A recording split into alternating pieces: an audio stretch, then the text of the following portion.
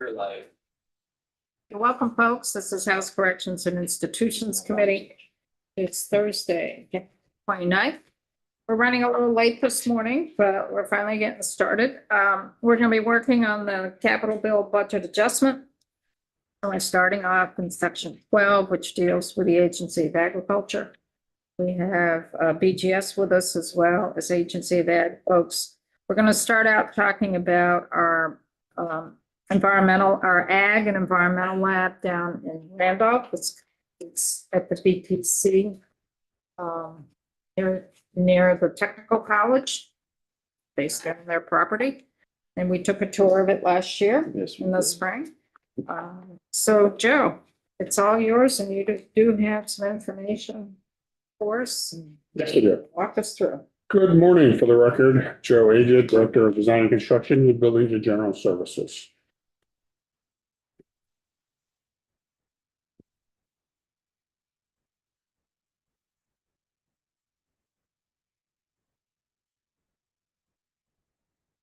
So at section 12 up first, in section 12, we're going to talk about the Vermont Agricultural Environmental Lab, otherwise known as VALE, the heat plant.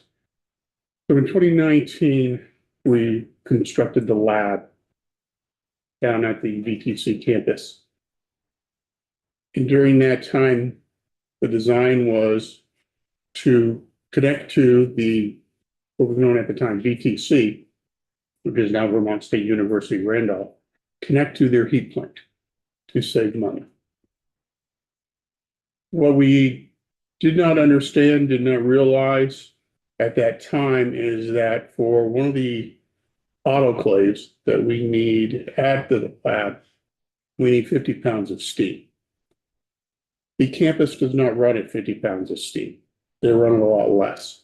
And so they are having to boost their pressure. So in their boilers, we could have that steam coming down. Then what we also found out is during the summer, they don't use steam at all during the summer, they shut down. Still needed the plant operating to provide steam to the lab, to the autoclaves, and also for humidity and air conditioning. What was happening then was the oversized boiler was just coming on, going off, coming on, short cycling. Yeah. And that really takes a toll on the boiler. So what we looked into doing, and in the original design, it was an alternate to build a separate heat plant or connect to the VTC boiler. At that time, we obviously elected to go to the VTC boiler. Because of the issues that we've been having, we started out in 25 with a request to construct that boiler building that was under the original design and get off of VTC. Last year, we pivoted a little bit with the administration and looked at what if we did summer boilers at the existing boiler for VTC in their building. That summer boiler then would take over during the summer months, provide the pressure that's needed to operate, keep VALE running fine. We're also looking into a localized steam generator for the steam that's required. Sorry, I lost that. Remember just what I'm looking for. Autoclaves. Sorry. And by doing that, we'll be able to reduce the pressure down. And so that in the winter months, we'll be able to still use VTC, their boilers, and there won't be a pressure issue. So this is what we're looking to do. We're also looking to do, because the VTC is running off of number 4 oil, which has high sulfur content. We're looking to convert to number 2. And the reason for that is the boilers we're looking to install for the summer are number 2 fuel. So I have multiple tanks, just have the one tank. So the tanks that they have down there are over 20 years old. So we're having to look into new tanks, modify the burners going in, and also construct the 1 or 2, maybe 3, whatever the design ends up being to put in the summer boilers. And the reason for multiple boilers is that you have your peak load where you're going to need it, but it's maybe on Saturday, we might get that peak load, even though, but they're not working. But otherwise, you don't need that boiler. And then so you run off of two. But it could be size that we only need two boilers instead, and then the same thing would go on. And then you cycle them off and on, so they have the same wear. So that's the avenue that we're headed. We pivoted, like I said, when we pivoted, we had put out an RFP for design. We had the results in. We had not generated a contract yet. And so we stopped that. We reversed and then went out to bid for doing the summer boiler. Instead of the new heat plant, we are working on that design. We have a construction manager coming on board. We're looking to draft the contract soon. And the reason for a construction manager in this instance is the fact that the boilers and the fuel tank have a long lead item, Have a long, long lead time. oh, okay, to What cover. we're looking to do, once we get them under contract, we will pre-order those items so that when they can show up on time, they'll be here when we need them. The contract requires that one summer boiler be on this summer, which should be enough to handle the load. And then in the fall, have at least one boiler on so the campus can start up and then complete it. So the work should be done by Christmas of this year, if all goes well. You have provided past funding up to 6.8 million. And we have only expended to date 144,000, and that was really doing some of the groundwork in the RFP that we had in place of going to in a separate boiler building for the Vale.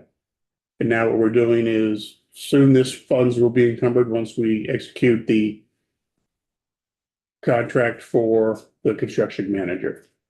All these funds will be at that point encumbered and will start to expend. So I have a question. I see FY 27 bond, 1.5 million. There is no governors recommend 1.5 million. Perhaps, My error. perhaps it doesn't belong there. Because your balance is 6.655, Yes. which is 6.8 million minus 44. Sorry about that. There is no budget adjustment for FY 27 of 1.5 million bond. That is correct.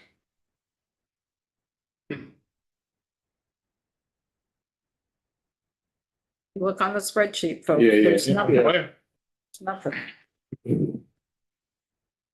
So you had a total of 6.8. You got a balance of 6.655. That will cover you. So by Christmas, the whole project will be done.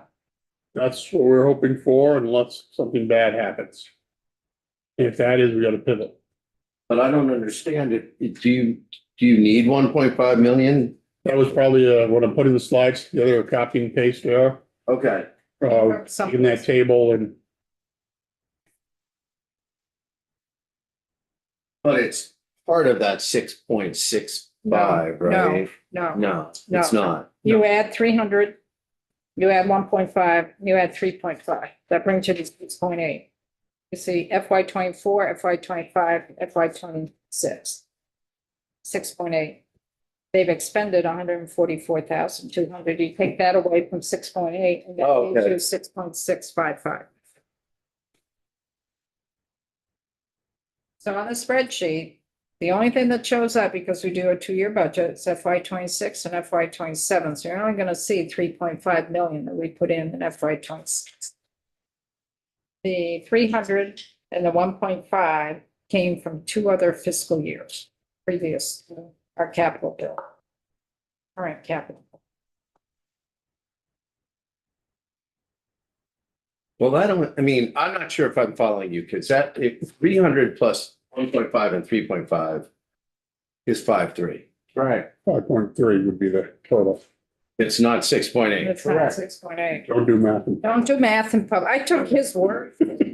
So and minus, so then. That's right. So the 1.5, so my question, is just, again, so that 1.5 isn't there because it's not in the fiscal year bond.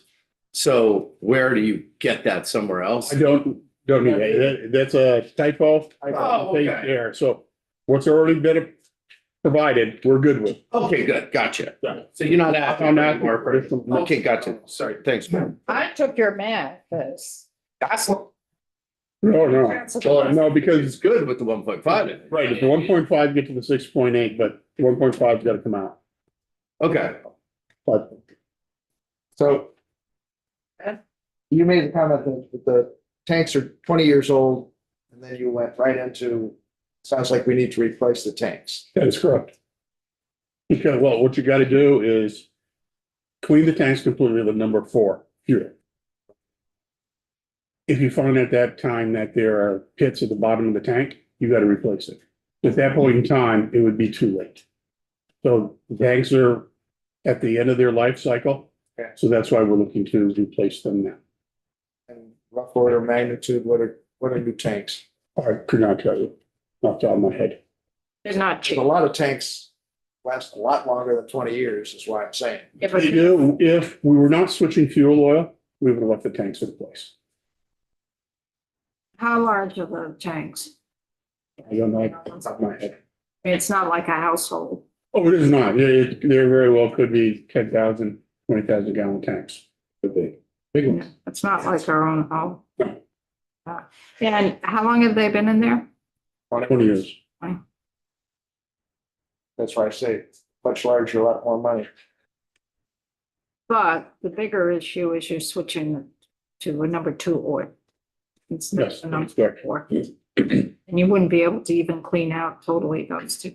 You could clean it out totally, but it's not, if you find some holes, then you're done. Yep. And then you're Then you're. actually delaying a 6 month, projects. 8 month. Yeah, you've delivery. delayed the projects because then you'd have to order it and you wouldn't get it for another year. Joe's seen this campfire before. Fortunately, yes. I've got 2 tanks right now that we're looking to replace them, or one location is running off of a temporary tank. The other one is if the fuel company decides not to fill it, we've got to bring in a temporary tank. It's no fun. Are these above ground or underground? These are underground tanks. Underground tanks. Yes. So they had to be, These are double wall. yeah, if they were put in 20 years ago. they had to be. But we have seen over my lifespan here, I pulled out single wall tanks that the writing still on the tank. It looks like the day it went in. Yeah. Double wall tanks have failed. It is. It's like the soils that's in there and everything else is going on. Sound like my fuel delivery guy. Well, we did that law back in 1985. Mhm. Came out of natural resources and I was on that committee and we worked intimately in dealing with these underground storage tanks. It was quite the ride that we did back then. Anything else? Nothing else for that. Did I misunderstand you? You said the single wall tanks lasted longer than the double wall tanks? In some cases, yes. It is very interesting what's out, it's all the soils, any, electronic issues going to the ground and everything else. It's very interesting. Moisture content in between the 2 wall cavities. That's the interstitial. Right, that space, That can, yeah. That could, or if it's a single Yeah. wall, it could corrode easier. yes, it can. Depends on the soil. It depends on the The- location. We have done some tanks we pulled out of the ground and the bottom fell off.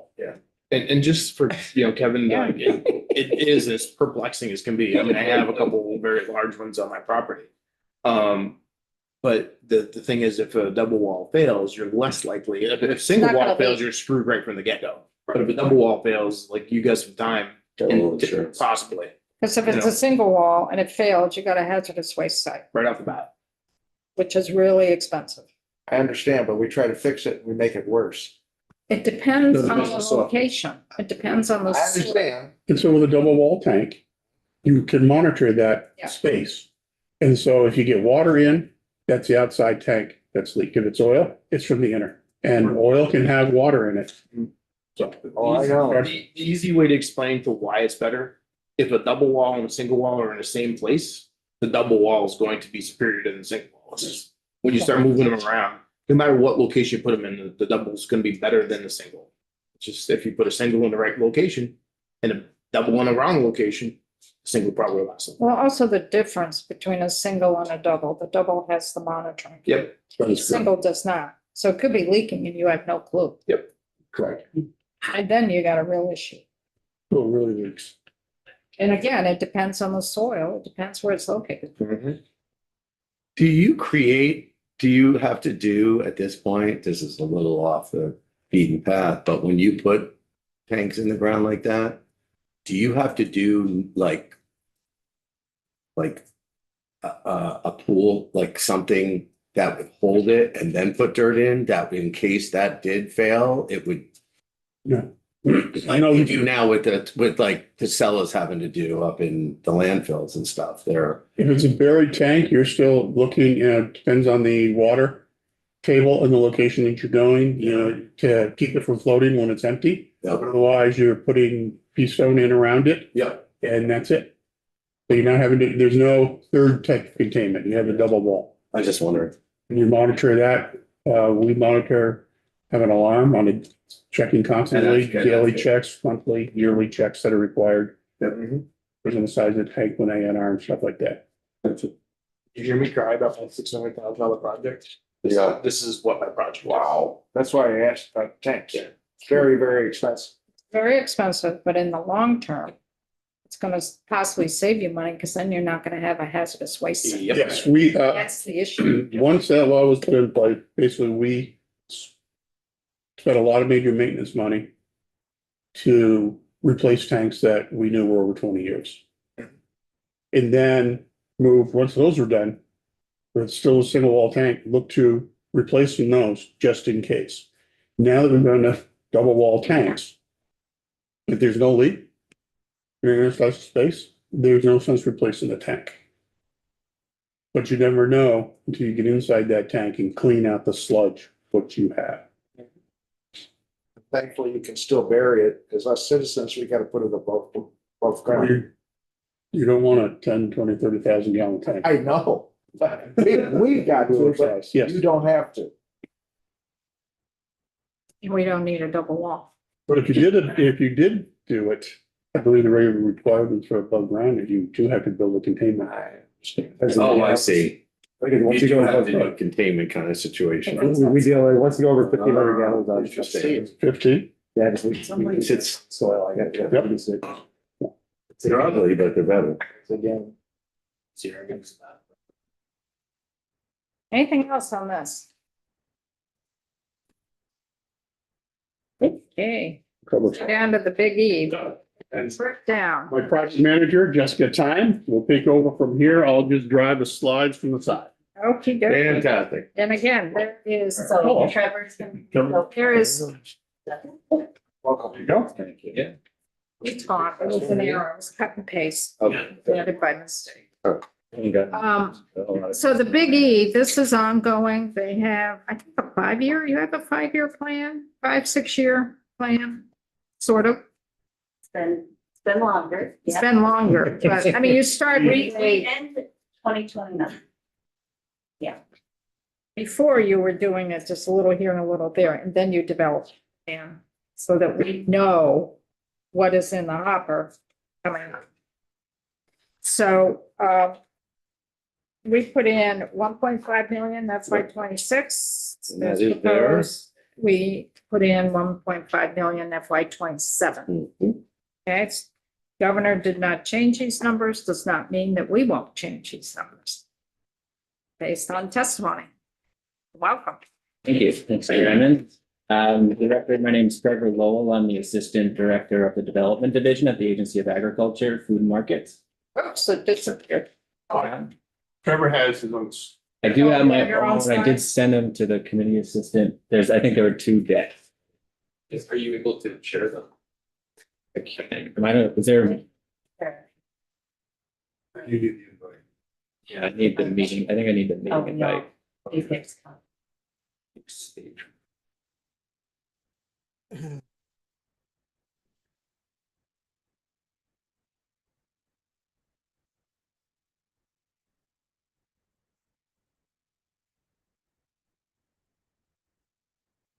floating up here.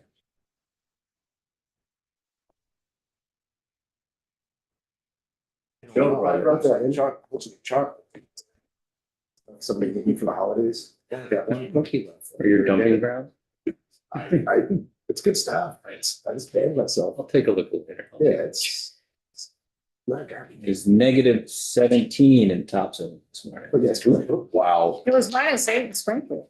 Yeah. It was -3 up here, so it's colder down south, which is kind of weird. Usually it's the other way around. Well, Trevor's working on that. What's your name? Troy. Yes. Mike Marcotte said to me they're on board with the Yeah. letter, so you can date it today. Well, we're gonna sign it. I'll date it like Monday. I'll get signatures on Monday. Tuesday. Tuesday. That's fine. That works. You're wearing a different Was me. Or you're wearing a different color than you normally wear. Which, are you talking about my shirt? Yeah. Pink. I've worn pink before. Yeah. See that? I don't know if I've worn this tie before. Yeah, it's a tie. A little narrower than I typically like. but- No, see, there was an opportunity there. We could have all pretended that it was a different color than Alice thought it was pink. But now it's gone. The tie is pink.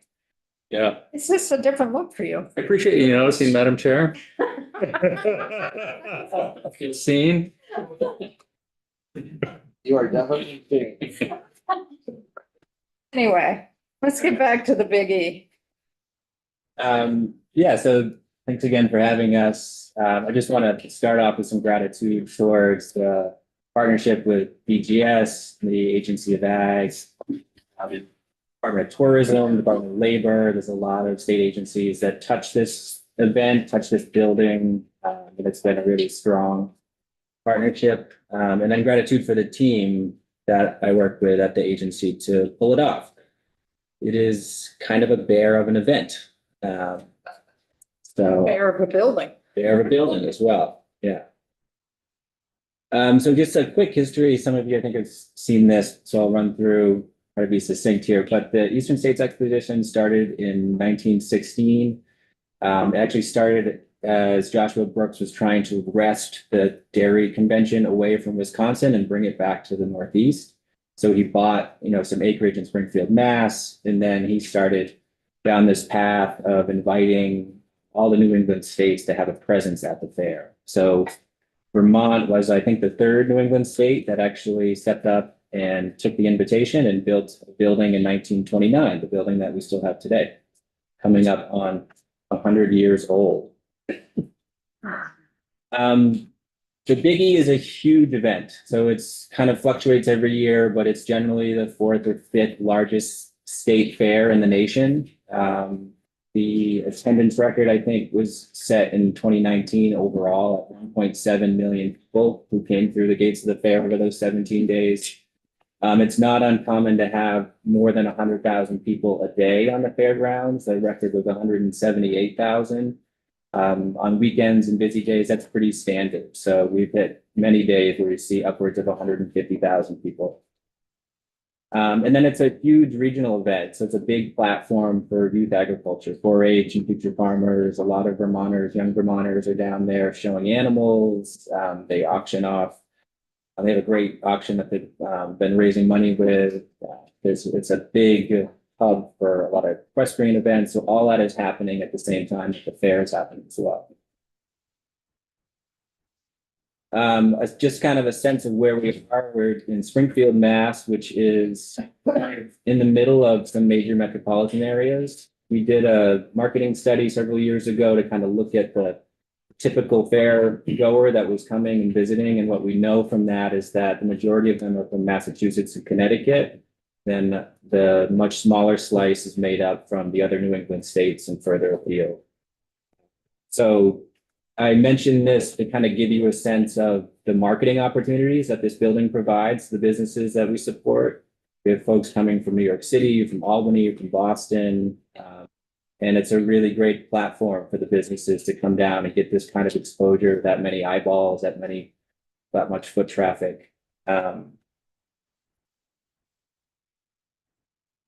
So So the Avenue of the States is a kind of an event within an event. It's a very unique part of the Eastern States Exposition Fair. So Eastern States Exposition is the nonprofit that manages and puts on the fair every year. They own all of the infrastructure and the buildings except for the Avenue of the States. Each New England state owns the little postage stamp of land and the building.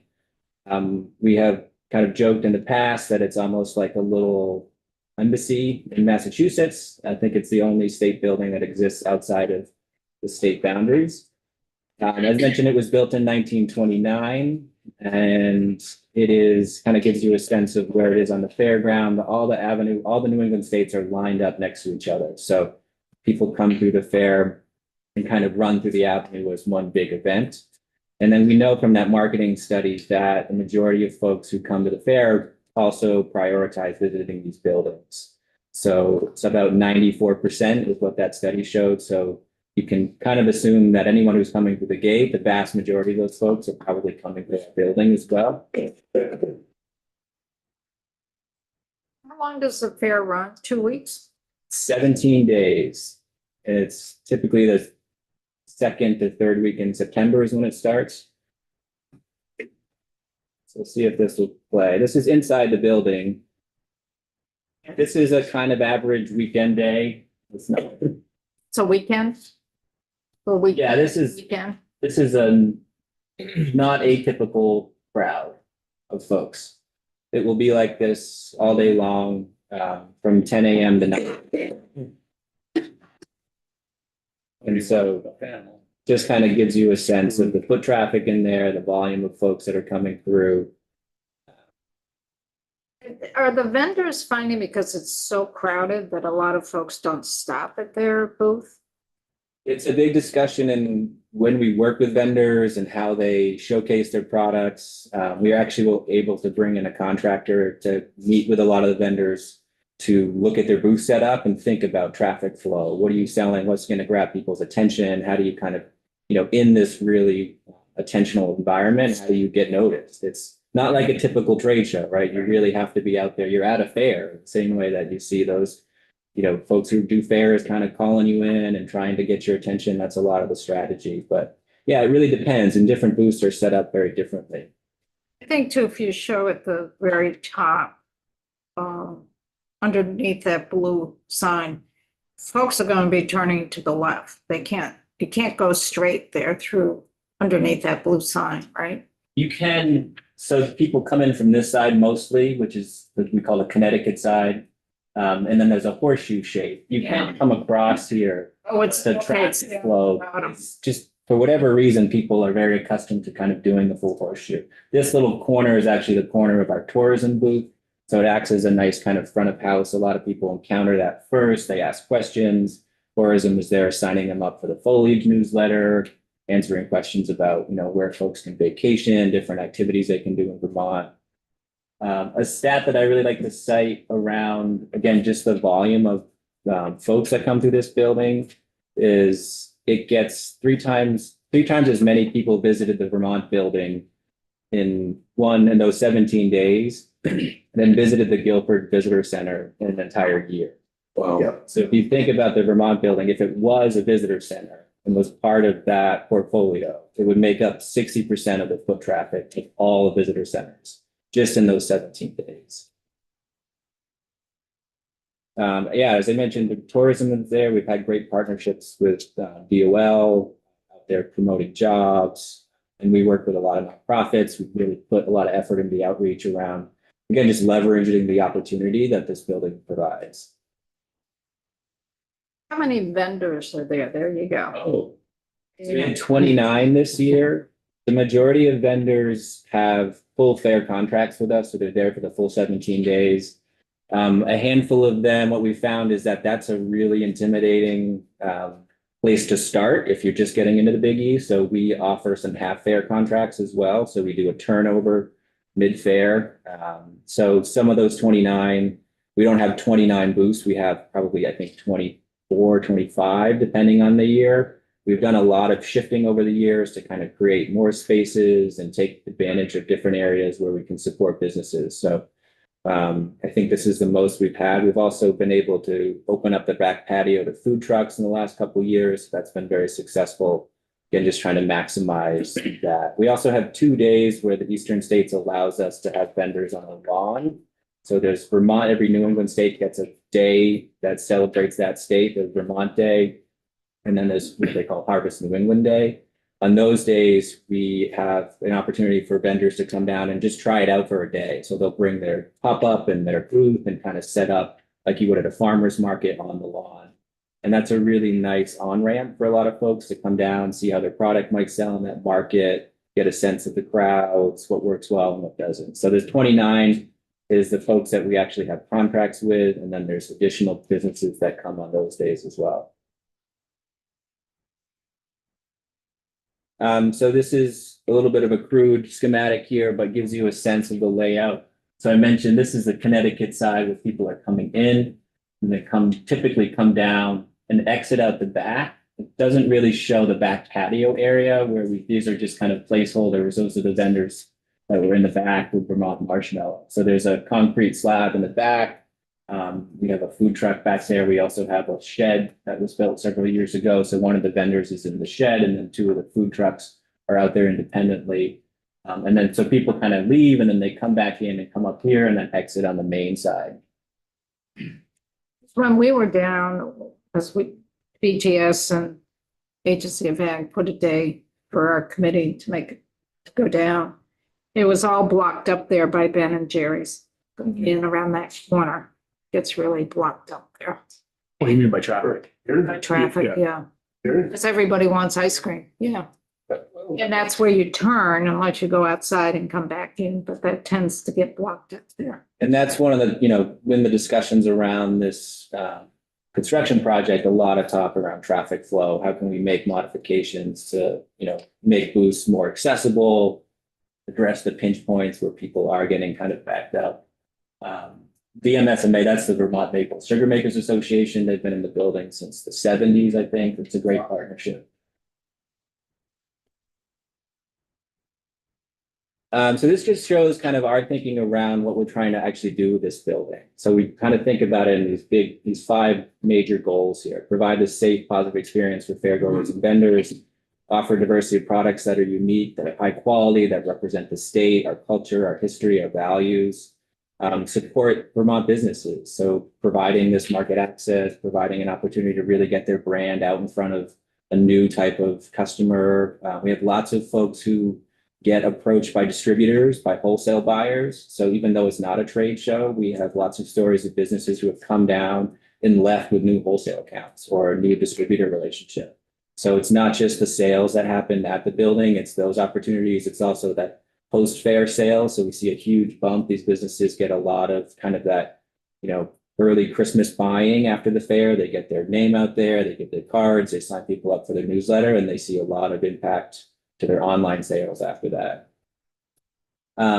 This partnership with tourism and other state agencies is a big part of this 4th goal here, just promoting Vermont as a destination, both for tourists and for folks to relocate to, having DOL out there, promoting the jobs that are available, really selling Vermont as a place to live and work.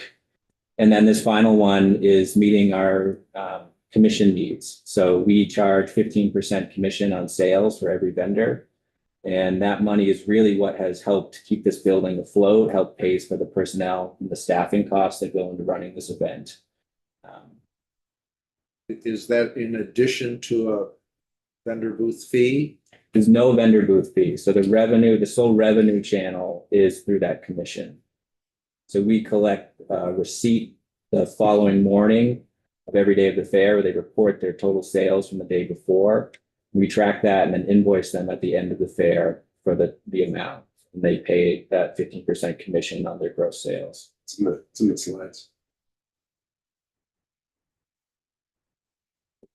So you also have to balance out, this is a 17-day affair. People are traveling a minimum of 100 miles, probably more like 200 miles. They have to stay there. They have to stay there overnight. They're either renting hotel rooms or some of them have campers or whatever. There's a real expense to that business. And if they have staff, they have to pay them. And they have to make sure they have enough inventory. And I can imagine, they're probably making a trip back to get more inventory at some point during that 2.5 weeks. So there's a real expense that the vendor is putting out to be there. If anyone who's ever done any work at a fair or craft fair, anything, there's a lot of behind the scenes work that those folks who have those booths that are putting in, and you don't realize. And the prep as well. I mean, The people prep spend is a months. lot of, I mean, they're down there before it even opens up because they have to set up the booth. Yeah. And then at the end, then you gotta tear it back down, And and load your vehicles. we have two members of this body that are do work down there, and I would encourage anybody that doesn't know this, to talk to them, because they'll It's say, Mike Nigro and who's the other one? Matt Walker. Matt. they'll tell you. I mean, it is, like Alice said, there's a lot more that goes behind it. Including those long drives and either a hotel room or finding somebody's couch. It's not everybody makes that much money. I mean, some people make good money, but it But they're is, putting out money. but they're putting it out, and but everybody that I've ever met that has ever done it said it's worth the sacrifice, but it is sacrifice. Yeah, it's a lot. I mean, it is a varied event, and it's, you know, if you have a brick and mortar operation, you've got to pull staff from there to try to staff it. And inventory, you gotta start building up your inventory like now. Yeah. Is there a list of those vendors that have not been admitted in? I mean, you've got people who'd like to show there but can't. Yeah, our demand exceeds the available space every year. So we run a competitive application that's actually, I think it's open now. So annually, we accept applications for people to vend. We have a review committee that looks at those applications, is trying to like consider all of these goals as far as representation of different products, different things that Vermont is, you know, well known for, things that are going to sell well, that the fairgoer is interested in. But also geographic diversity. I mean, it's a lot easier to pull businesses from the southern part of the state. So we put a little more effort into trying to recruit folks from the north. Yeah. Acknowledging that that's really challenging. So a lot of factors kind of go into those review decisions. And then we do contracts of 1, 2, and 3 year lengths. Typically start people with a 1 year just to try to like see how it goes, give us the option to bring it back if they'd like. And then the other challenge is that the fairgoers, you know, while they appreciate seeing new products, there's a lot of tradition in this fair. So we had Cold Hollow in the building for a long, long time, and they've been gone for probably almost 10 years. We have people who still come in and say, "Where's the apple pie vendor?" I said, "We've not been here for 10 years. I've been in arguments with people who said, "No, I was here last year and there was an apple pie vendor." I said, "No, I signed all the contracts." I'm pretty confident that they did. They had apple pie probably in New Hampshire. Yeah. So, I mean, our goal with the commission really is to try to just keep it at a sustainable level to provide us the, you know, the funding that we can pay the staff, fix the leaks in the roof. And that's really how the building has been maintained primarily in the past. So we'd like to keep that commission rate as low as possible. Again, just knowing that it's there's a lot of expenses for those businesses coming in. But it's a challenge. In eastern states, if you apply to vend on the fairgrounds, if you're a food and beverage vendor, you pay 35% on your total sales as a commission. So we've had folks who've come and started with us and then graduated to the fairgrounds. And I think that's a success story as well. This gives you a kind of better look at the back patio with the food truck. This was a couple of years ago. So these folks, Soulful Sisters, are still with us. And then Broccoli Bar was one of those businesses that started with us and now is vending on the fairgrounds. So last year, there was a business called Sustainable Eats, a gentleman named Brent, did a nice job. And then this is the shed over here where we have our marshmallow vendor and have a spotlight on. So Alex started with us several years ago. That shed was always there was very low demand from vendors to be in that shed, partly because it didn't get a lot of traffic. People were making that turn in front of Ben and Jerry's. And she started out there and she actually got some press. So local news kind of named her the best new food item at the fair in 2022. And all of a sudden she was swamped. People were coming to find her from all over the fairgrounds, take Instagram photos of her. And then she's really grown since. So now, she's an institution at the fair. People know the Marshmallow Lady. They go seek her out. And as you can see, it's really had a huge impact on her business, her ability to grow, ability to increase wages and hire folks. So What kind of marshmallows are there? she makes homemade marshmallows from Colorado, scratch. so, yeah, they're like square. It's they're not, chunky, yeah, it's like a whole other level from Different flavors. Where is she located in Vermont? Joe's very intrigued by marshmallows. I am. No, actually, it's a good question. Do you know where she's located? What's the name of it? Like the Jericho area, but I don't know. I would say it's up I'll look it up. north. What's the name of it? Vermont. Vermont, Marshmallow. Okay. Yeah, Vermont Marshmallow. Oh, It's from Vermont. It's Marshmallow. Just kind of a sense of our sales over the years. So South Burlington. 2020 is. South Burlington. There you go. There you go. 2020 is the first time they canceled the fair since World War II, I think. And then 21 was, we still saw a lot of challenges with vendors not wanting to be, in a big public environment like that. So we had a partially filled building in 21, and you really see that in the sales. But we've really rebounded from that, and we had a record-setting year in 24. We just missed the mark in 25. Attendance was down a little bit this last year, so that drives a lot of sales, obviously. And you can see that in this next slide here. So the orange is the Vermont sales, and then the blue is the Biggie attendance overlaid on top of that. So I think it's a nice to look at this and see in 2022 how we really started to increase despite attendance kind of, generally fluctuating up and down a little bit. We've built on those sales numbers over the years. So from a programmatic standpoint, the age of the building, the years of deferred maintenance and issues that have just kind of compounded present a lot of programmatic challenges. The electrical is a huge one. So we have a 300 amp service to the building right now. We are operating right on the edge of the capacity of that service. So we've done a lot working with vendors. We audit every appliance they bring into the building. We try to, juggle a little bit which plugs and panels they're connected to try to balance that load. But we're basically at the limit of what that building can support from an electrical standpoint.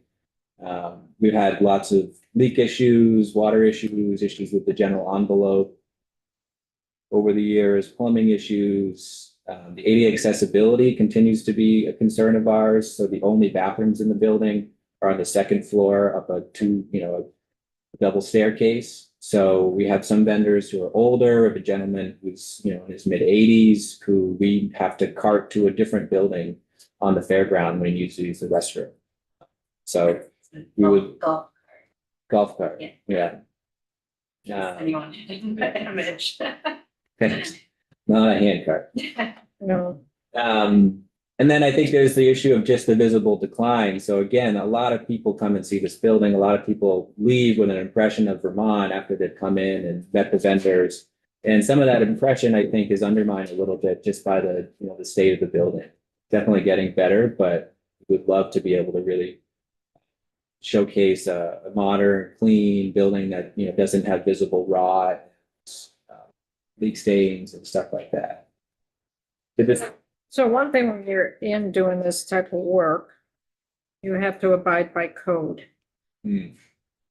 And yes, we own the land, but we're in a different state.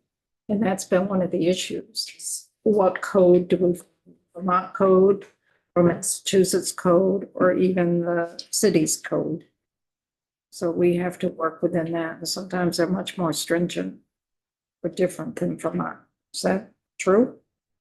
Yeah, and I think for the record, Jessica Time, BGS project manager. Yes, that's what we found immediately in 2019. I think. It's when we started. An agreement signed after a project where we discovered they're not okay with us continuing to act like it is our embassy. Our rules apply.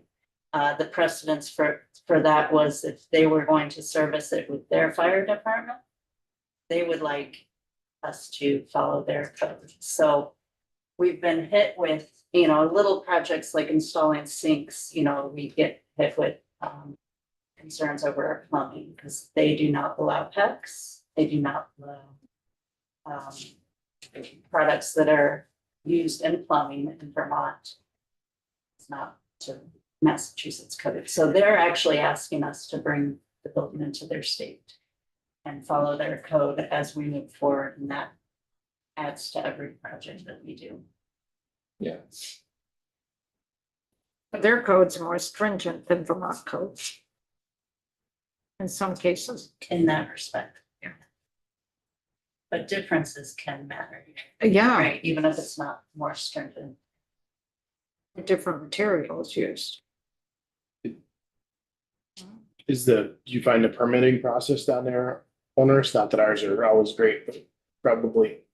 Actually, they have a new AHJ authority having jurisdiction like every year, so it changes. It's not It's very constant. political down there and, but what I've seen is that they have a very fast permitting process. Just a couple of visuals to give you a sense of what we're talking. This is the bathroom. You can see on the right there is the stairwell that you have to come up. There's two of these are identical on either sides of this upper mezzanine area. It's a picture of some of the old windows. These are right in the front of the building as you come in. This is a dry storage area, so it's kind of elevated, again, like a little mezzanine area. This is staying on the plywood there. Those staircases go up to a skylight, which provides roof access. That has leaked, one of the areas that has leaked over the years. I think this was actually repaired last year, but not a comprehensive way, just to kind of address the visual here, but you see a lot of this with the old trim. So this will be my last slide because the rest of the slides I have actually, I think Jessica will cover anyways, but yeah, so 2029 will be the 100-year anniversary. I think we've talked a lot over the years about trying to really use that as a target to get this building in a really good place, where it's really showcasing a great image of Vermont, and it's really functional. It's able to support those businesses that really are getting a lot of value out of this experience. So that was electrical, I think, thinking that that's a big priority for us, trying to upgrade that system, simplify and modernize the building interior a little bit, address those issues like traffic flow, those issues, having the right spoof setup to be able to really maximize the sales opportunities, the marketing opportunities for the businesses, and thinking about the vendor experience too, the visitor experience as well. I think we'd like to keep, supporting as many businesses as possible. So we're going to keep with that strategy while also trying to align with the limitations of the building. And then there's some facility issues, obviously. Just trying to provide ADA accessible bathrooms would be a big win for us. And I think overall trying to reduce these kind of stopgap maintenance needs where we're, patching a hole in the roof and managing things in a more like emergent way instead of a more strategic way. The bathrooms are not open to the public, or are they? No, They're just thankfully they're open to the not. vendors, We're not required to open them to the public. to the vendors, Yes. staff that may be there. So any questions for me or? Thank you. Okay, Thanks very Joe, much. Joe, you're on.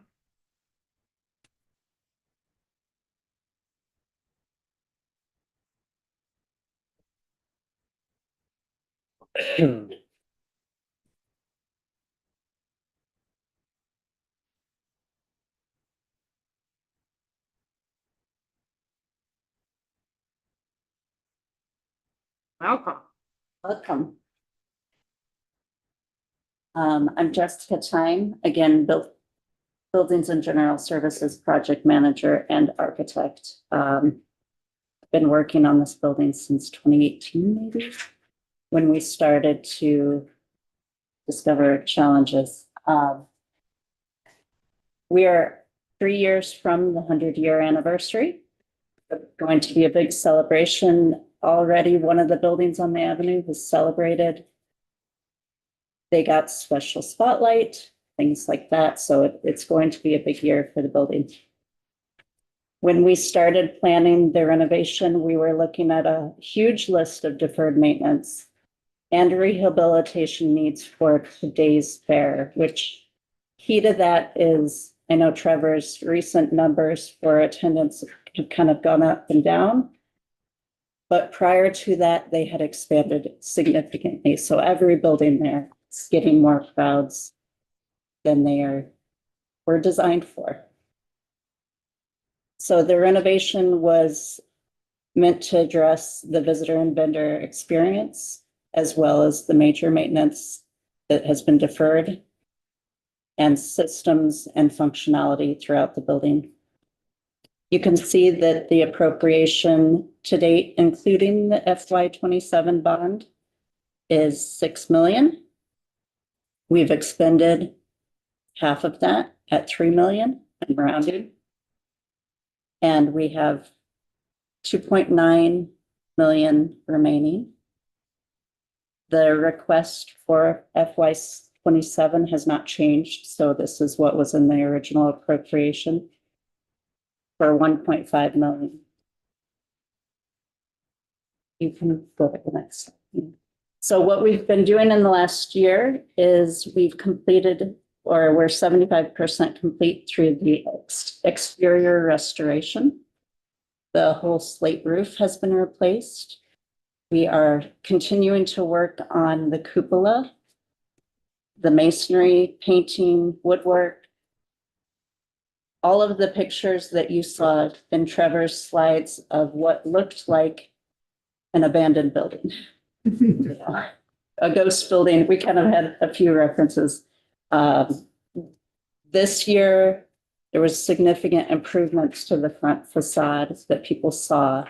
And the coming season, when we open, the exterior will be substantially complete.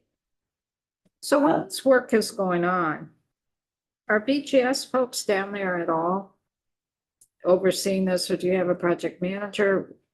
I am the project manager. I am down there. And you're down there while the construction's going on. When Regular you go out to meetings. bid for the work, are you doing that Massachusetts contractors, Vermont, Connecticut? We always invite Vermont contractors, and the seasons that we've seen where labor is short, Vermonters are busy enough that they're not going down there for these renovations. I would think it would be more expensive as well, because you're gonna be paying for their travel time. Right. So we went out to bid publicly. And DA Sullivan is doing the work. They're located right down there. So that's the most. So how much of your Cost time are effective. you spending down there? I mean, this is done off season, winter. Yeah, summer. I have, so you're looking at the schedule. We started in July and we'll be completing in June of this year. I have been down there weekly. The whole. That's atypical, but for this building, it's a historic building. There's things that you find. They're expected surprises. That makes sense. As you open things up and you find rot and you handle the rot, certain amount being expected or not. Actually, the photo there is one of them. The balconies where 1.6 million people enter during any given season. They had been repaired many, many times, but that scabbing on was no longer an option. So it's a huge effort on our part. What will remain, so after this next season, when everyone comes to the building, the exterior is complete. The only remaining pieces are the rear doors and openings and the flat roof, which has life in it still. I want to get back to your time. You're down there a week at a time sometimes? No. A few days. I go down for a site meeting where I'm seeing all the progress and we meet to discuss all the issues. So I'm just trying to follow the money. So this comes out of BGS's general operating, Correct, for her travel time. her travel time Yeah, and expenses, that comes out of your general that fund, is correct. not out of the project costs. Correct. So people can track the money. So it comes out of the general fund, it's in their budget, in the big bill and appropriation.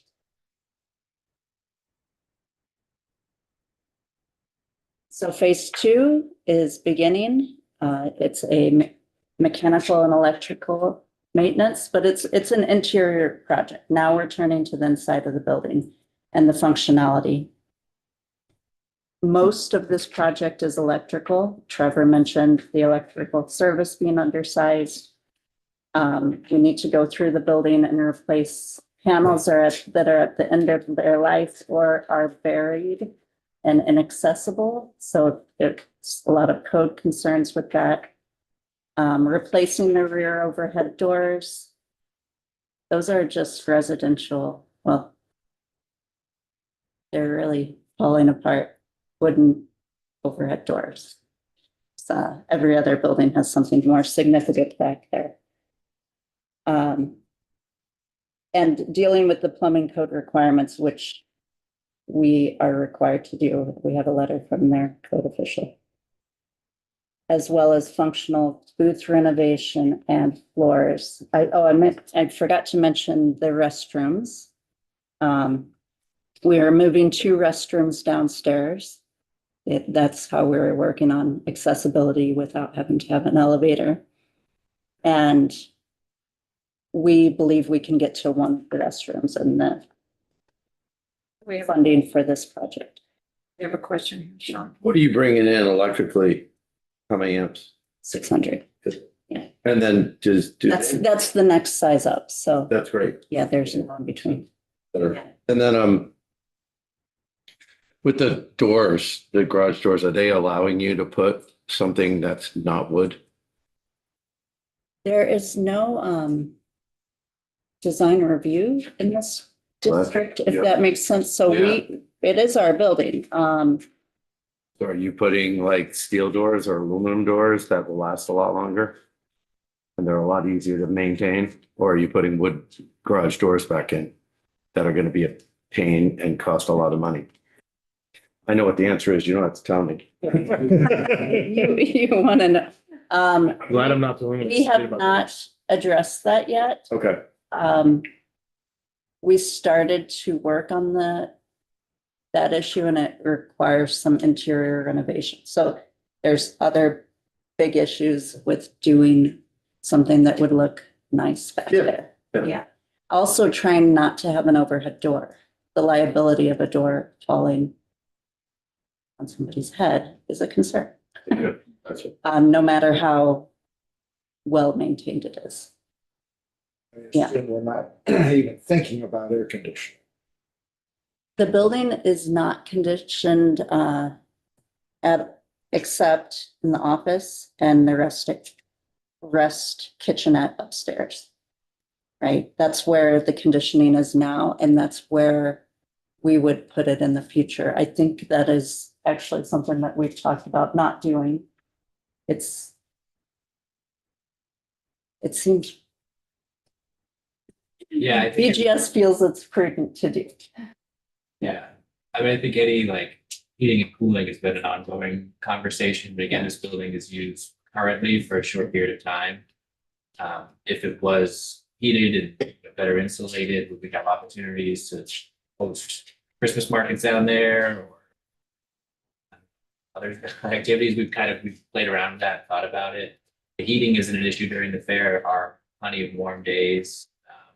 Some of our vendors are struggling a little bit with chocolate products that don't do well on the heat, but generally having, some big open public market style buildings. So The doors are open. doors, Yeah. it's all around the building. I'm not suggesting, I just was assuming we're not trying to do that. Yeah. I don't like to assume. And did you say, or do you know where the bathroom, like, I don't know which floor plan I should be looking at, where might they go? That's Did that come up? coming in the next Never one. mind. Actually, that's this Can one. we go back to phase 2? Yeah. So when are you starting phase two? Or is it already started? Phase 2 design is starting. Phase two design started. Yes. And I have a schedule at the end, so we should talk about where exactly you stand. So what you're doing this summer is going to be finishing the first phase, Finishing the first phase and designing second. the second phase. And that would use up all of the 2.9 million you have left, or is that also gonna be going into construction? Construction of phase 2 and the start of design on phase 3. Okay, We can't afford to pause. okay, I just wanna get to Timeline. all of the dollars.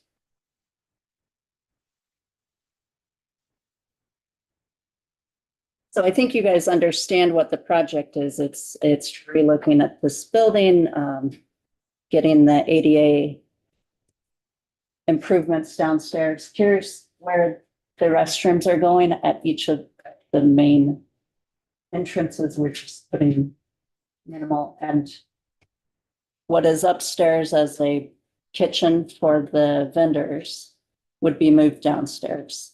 And that would be, again, the place we'd have air conditioning, if any, because it can get. I think we've seen mild seasons, so everyone's positive about not doing it. Not asking you But- for it. I know, but.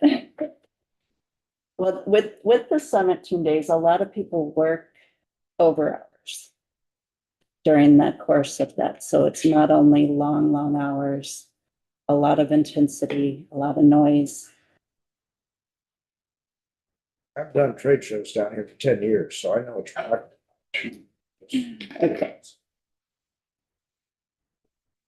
So we would continue in that phase 3 with all the interior building systems. Remaining electrical work will only be through 70% of it. Finishes, food service improvements. A lot of our food service functions are very limited with the electrical services that we have now. And interior doors. And we would continue to work on that visitor and vendor experience, opening the building up, flow, good air quality and movement and light. And you can see that there's also a budget for site work that we'd like to achieve. This more recent improvements by the Agency of Agriculture have been on the site and just really looking at utilization and getting the most representation we can for the event. So phase 3, the rehab, the actual construction would really be FY, for money, would FY 28 and 29. So 2.9 isn't gonna get you through. I believe it's, We'll do design work for Yeah. phase 3, but the actual construction. yeah, we could complete it with FY 28. I mean, what you have for money. Yeah, depending on what we have. Just putting that on the table so people know that next year for the capital budget, there'll be more requested to finish the project. But 2.9 isn't gonna get you to the end of phase 3. Well, no, I mean, it reads. Well, it's start design. Ask here for the next capital growth.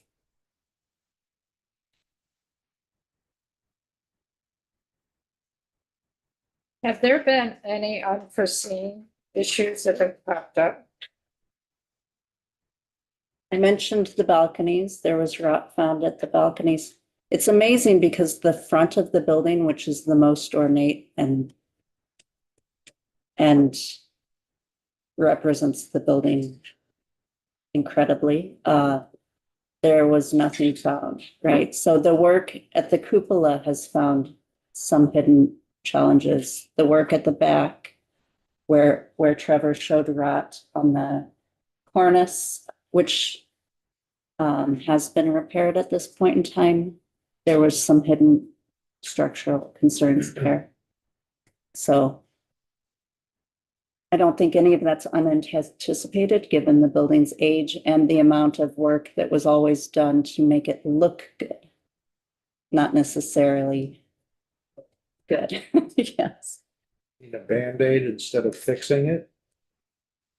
Yes, yeah, and to some degree, that's appropriate on this building over the course of its life. But at this point in time, the goal was to make sure everything could last another 50 years. So one of the interesting things with this is that we are requesting that we hire the design team for the remainder of the project. All of the interior work is related. I don't want to be in the position of doing two different electrical engineering teams on this. And the schedule dictates that. So the construction manager as well, I would like to be hiring for phase 2 and 3. Because there will be some overlap as we look at the following slide, Joe. Here's where we are with completing phase 1, that first green bar. Each of the gray bars is the month roughly that we take off for the Big E. And here's the centennial. So green is construction. The next phase of construction, we're starting design, which is the blue bar on phase 2. The next phase is longer because we're ordering that 600 amp equipment, and that's over a year lead time. So we will encumber the money, but the work won't get done until that year plus time has passed. So we're really kind of sitting and not doing a lot of work during that time. Because, so that's why I'm extending that layout here. And that kind of forces that third phase to be happening also at the same time as that second phase in the building. This is a beautiful milestone chart. In it. Thank you. It will change. Yes, it will. It will change. You never know what will pop up. And we mentioned winter, and every time it comes up in this, our construction season, because it's not a heated building, and because of the fair, is cut down significantly. With July, right before the fair, is also when we receive our capital bill request, the discussions. So my intent also is that next year, when we come in to talk to you, we would be in early design on that phase 3, and we could make adjustments, right? Get your feedback, make adjustments. Anything else? For patriots? It's excellent. Yeah, anything that Agency of Ag wants to weigh in real quick? We're gonna take a quick break, but I want to give you folks an opportunity if there's anything else you folks want to weigh in. I would just say, I think in the past, I've invited members of this committee to come down to the building. We are happy to host folks. So we're happy to organize travel, whatever would facilitate that. I think it is really nice to get down there and see. We can also, if folks want to come during the fair, we can facilitate that as well. I think it's really helpful to kind of just get a sense of what's happening down there. Get the possibilities of what the building could be and how great it currently is, but with an eye towards. Great little trip. I have one. Joe? Does and obviously you're not gonna fund projects on this, but the net commission revenues, which are probably somewhere around 300 grand currently, do they cover your variable expenses? Like do they cover the overhead? Is a operational expense in surplus or it's neutral? It's been a bit of a moving target. We used to have a 12.5% commission rate a couple of years ago. We had to go up a little bit. I mean, because there has been so much deferred maintenance, a lot of money has come out of that commission revenue to address the building. So we're trying to right size a little bit where we can have kind of a more stable, predictable maintenance schedule of expenses and then relook at the commission rate. So right now, we feel pretty good where it's at. It's covering our personnel costs and staffing costs. And it's giving us that, additional revenue to like fix something if it needs to get fixed, which happens every year. We have to put some money into some project here or there. I think the goal again is to get to a point where we can feel like the building is in really good shape and be able to better predict what those maintenance expenses are, and then relook at that commission with the goal of keeping it accessible for businesses to participate. Thanks. Anything else before we finish up, and take a break, James? If you've already covered this, I apologize because I had to step out for a second. On the question of bathrooms, I know Brian started asking this and does the removing of the bathrooms downstairs cut into any retail space? Yes. So when you saw that, But they when didn't you say saw the plan, we are going for, so we have 18 booths today. Some of them are grossly oversized, but you can't remodel them without funds. When we move that down, it immediately changes how that booth gets used, right? So there's some adjacent renovation necessary. But as a whole plan, we are able to renovate the building and get 29 booths You into can that. reconfigure. the Right, so booth. it's getting more regular, which would really help when they have vendor turnover. But they don't have, well, we have one giant one and one Little scrawny one. We're gonna stick you in the scrawny one, right?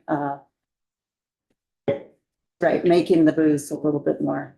And that was part of one of the Appropriate. things they talked to Vendor. vendors about, because some of the booths just aren't conducive to Right. some of the vendors' layout. So that was also taken into consideration way at the beginning of this project, was Right. vendor needs. Well, thank you. So we feel like we can get improvement, right, rather than suffer from it. Okay, thank you so much.